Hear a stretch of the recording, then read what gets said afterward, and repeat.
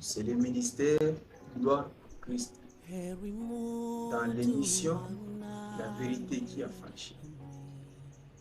Nous enseignons la parole de Dieu. Ça, c'est notre deuxième vidéo.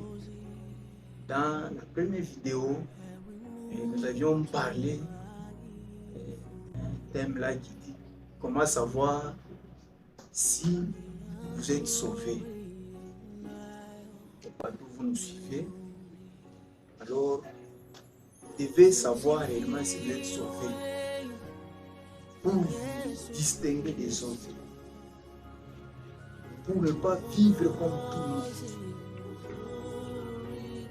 Alors, comment savoir si réellement vous êtes sauvé et partout où vous êtes, et partout où vous nous suivez? C'est lorsque vous menez une vie sans péché. Lorsque vous avez pris une véritable décision de mener une vie sans péché. Comment mener une vie sans péché? Tant que nous avons la chair humaine, tant que nous avons ce corps, c'est possible de mener une vie sans péché dans notre temps, les temps de l'évangile. Et tant où Christ s'est manifesté dans la chair, c'est possible de vivre sans péché. C'est dans les temps de Moïse, c'était difficile de vivre sans péché. Il y avait toujours possibilité de tomber dans les péchés, de se relever. C'est pourquoi on peut voir même les grands prophètes de l'ancienne alliance, les grands prophètes tomber toujours dans les péchés, puis se relever. Et d'autres rois tels que David, qui se dit homme selon le cœur de Dieu. Alors, il faisait qu'il tombait puis se relever, parce qu'il y avait cette possibilité-là, et cette probabilité de pratiquer le péché, de se relever, de se repentir. Mais dans l'évangile de Christ, on se repent une seule fois. Lorsque nous nous repentons, lorsque nous recevons le véritable évangile, et on se repent pour se convertir, là, on commence à mener une vie de sanctification. Alors, c'est vraiment différent. Alors, comment savoir si réellement vous êtes sauvé? C'est lorsque vous menez une vie sans péché. C'est possible de mener cette vie sans péché. Et pour mener cette vie, il faut recevoir le véritable évangile, l'évangile de Christ. Et cet évangile a un départ, un fondement, qui est le renoncement aux œuvres mortes, c'est-à-dire se repentir pour se convertir. Mais il faut d'abord commencer par abandonner les péchés. C'est pourquoi vous voyez, même Jean-Baptiste, lorsqu'il a commencé à prêcher dans le désert d'Égypte, il disait, repentez-vous. Quand il voit les militaires qui venaient, les autres, il dit, race de vipères, repentez-vous.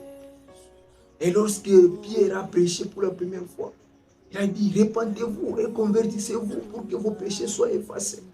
Donc, le premier point, c'est abandonner d'abord les péchés. Si vous menez une vie de péché, c'est-à-dire vous n'avez jamais reçu Christ, c'est-à-dire vous n'êtes même pas chrétien et vous n'êtes pas sauvé, puisque Christ est venu vraiment nous sauver.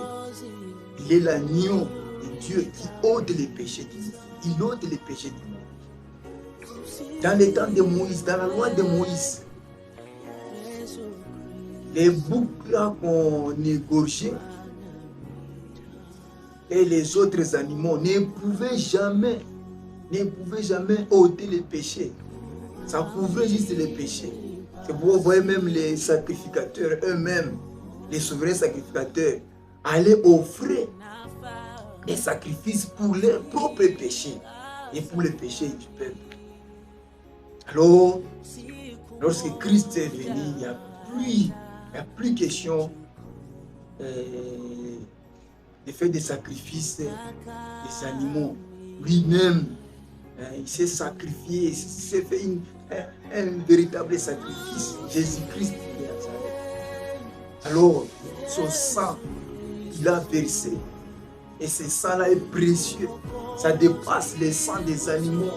Ça dépasse le sang des boucs, des chevaux, des vaches et autres qu'on nous fait. Alors lorsqu'il est venu, Christ, il est venu avec ses propres enseignements. Ils sont différents des enseignements de Moïse et les autres. Alors, c'est pourquoi il disait, moi je vous dis. Moïse vous a dit, et moi je vous dis. Alors, nous devons mettre en pratique ce que Jésus a dit. Ce que Jésus a dit, a confié cela à ses apôtres. Et ces apôtres aussi nous ont enseigné, nous ont donné beaucoup d'enseignements. C'est pourquoi ceux qui croyaient, ils persévéraient dans l'enseignement des apôtres. Pas dans d'autres enseignements, non, c'est uniquement dans l'enseignement des apôtres. C'est pourquoi même dans Matthieu chapitre 28, verset 19 à 20, Jésus lui-même a dit, allez, faites des nations des disciples, enseignez-les à observer tout ce que je vous ai prescrit. Donc c'est Jésus qui leur avait prescrit.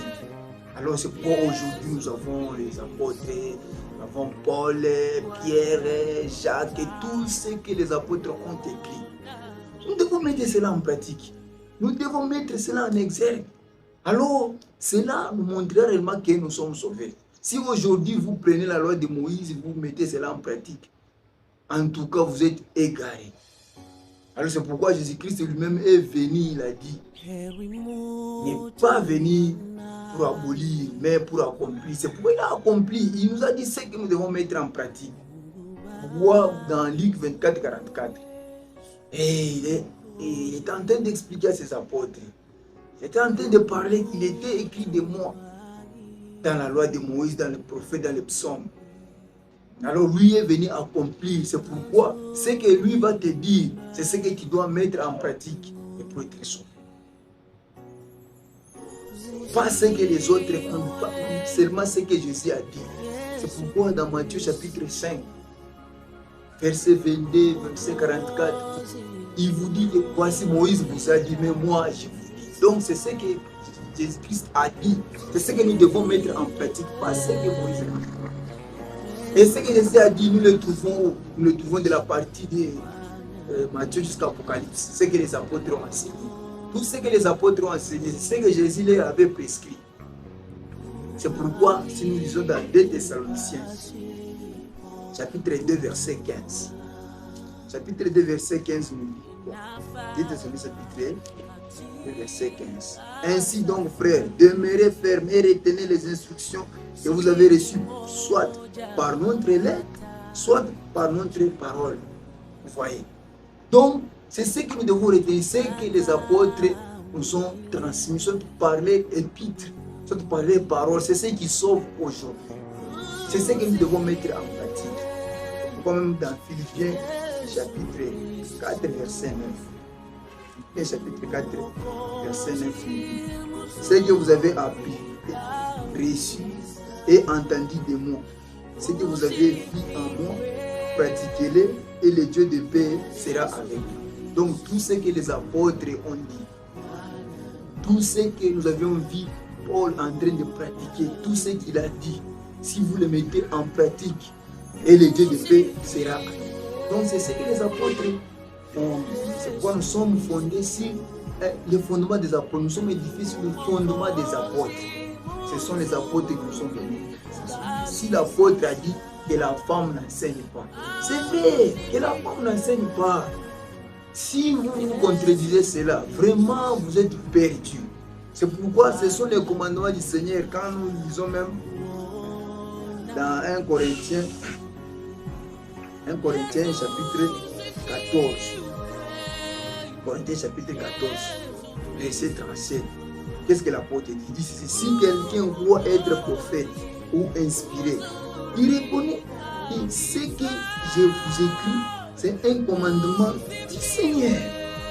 Et il a dit même dans 1 Thessaloniciens chapitre 4, verset 8. 1 Thessaloniciens chapitre 4, verset 8, il a dit ceci.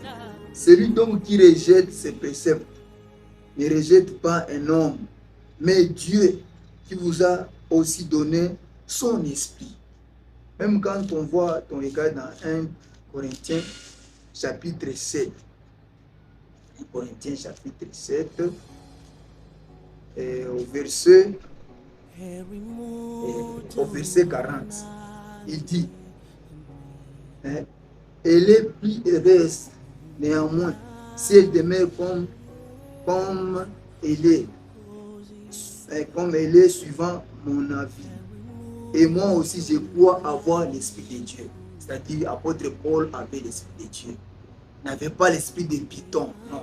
Il avait l'esprit de Dieu. Et c'était un véritable instrument que Jésus-Christ a utilisé pour nous donner cet évangile, ce véritable évangile. C'est pourquoi dans Actes des Apôtres chapitre 9 verset 15, le même Jésus est en train de parler de Paul. Il dit, celui-ci est mon instrument, c'est un instrument que Dieu a utilisé. C'est pourquoi, si Paul vous dit quelque chose, vous devez mettre cela en pratique. Si Pierre vous parle quelque chose, vous allez mettre cela en pratique. Alors c'est pourquoi, même aujourd'hui, si Paul a dit que la femme ne tresse pas, c'est une vérité. La femme ne peut pas mettre de tresses.